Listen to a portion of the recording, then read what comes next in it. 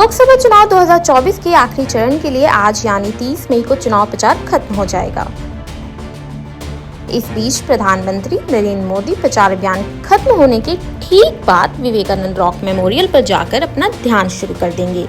PM Modi का ये ध्यान लगभग 45 घंटे तक चलेगा। पीएम के आगमन और उनके कार्यक्रम को लेकर विवेकानंद रॉक मेमोरियल पर तैयारियां जोरों पर चल रही हैं। पीएम मोदी के ध्यान के दौरान कड़ी निगरानी रखने के लिए करीब 2000 पुलिस कर्मियों और सुरक्षा एजेंसियों को तैनात किया जाएगा। वहीं 2 जून की शाम तक यहां विजिटर्स की एंट्री पर रोक लगा दी गई है। साथ ही प्राइवेट बोट्स को यहां आने की अनुमति भी नहीं दी जाएगी।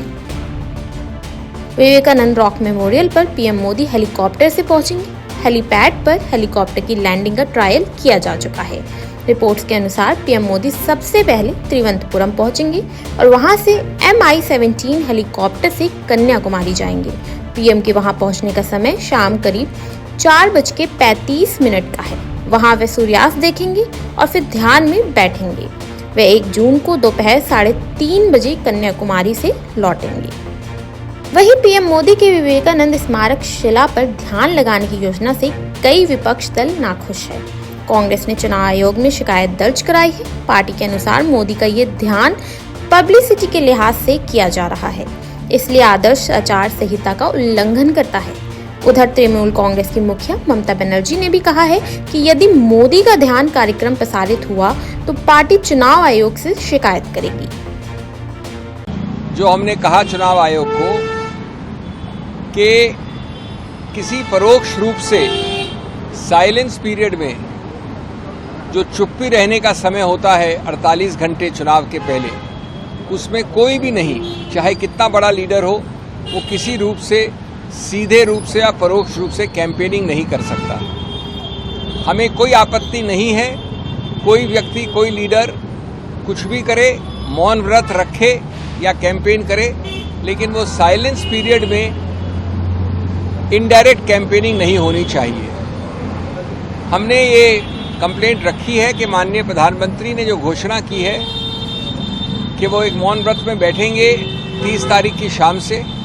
आप जानते हैं कि जो चुप्पी का समय है वो 30 तारीख की सुबह 7 बजे से लेकर 1 तारीख तक चलता है।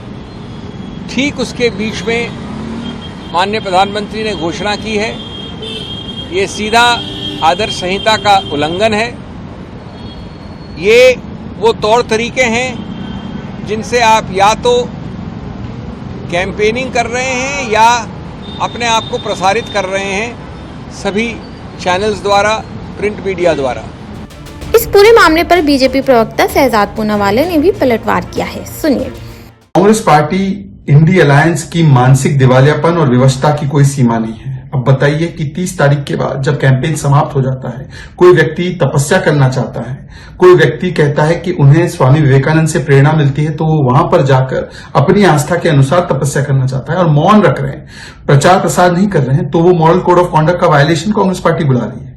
और बताइए, मॉडल कोड ऑफ कॉन्डक्ट का वायलेशन कब होता है? यदि कोई राजनीतिक कार्यक्रम हो, यदि कोई प्रचार प्रसार करे, यदि कोई वक्तव्य दे राजनीतिक रूप से, तो वो मॉडल कोड ऑफ कॉन्डक्ट का वायलेशन होता है। परंतु कांग्रेस पार्टी का हिंदू विरोध और टीएमसी जैसी पार्टी भी स्वामी विवेकानंद जी के विरोध में इस प्रकार से उतर आई है कि कोई सनातनी अब तपस्या करना चाहता है तो उसका भी विरोध इंडिया अलायंस कर रही है। सोचिए, पहले राम मंदिर का विरोध, राम जी के अस्तित्व का विरोध, राम मंदिर बेकार है, रामचरितमानस को अपशब्द कहना, सनातन समाप्त होगा, सनातन डेंगू है। उसके बाद अब कांग्रेस और इंडिया अलायंस का नया सनातनी विरोधी चेहरा इस प्रकार का है कि कोई हिंदू अगर तपस्या करना चाहता है अपने आस्था के केंद्र में, तो उससे भी कांग्रेस पार्टी को समस्या और प्रॉब्लम है। आपको बता दें कि साल 2019 में भी चुनाव प्रचार अभियान समाप्त होने के बाद प्रधानमंत्री नरेंद्र मोदी ने केदारनाथ की गुफा में अपना ध्यान लगाया था। आपके इस पूरे मामले को लेकर क्या राय है, हमें कमेंट बॉक्स में कमेंट करके जरूर बताइए और देखते रहिए पंजाब केसरी नवोदय टाइम्स।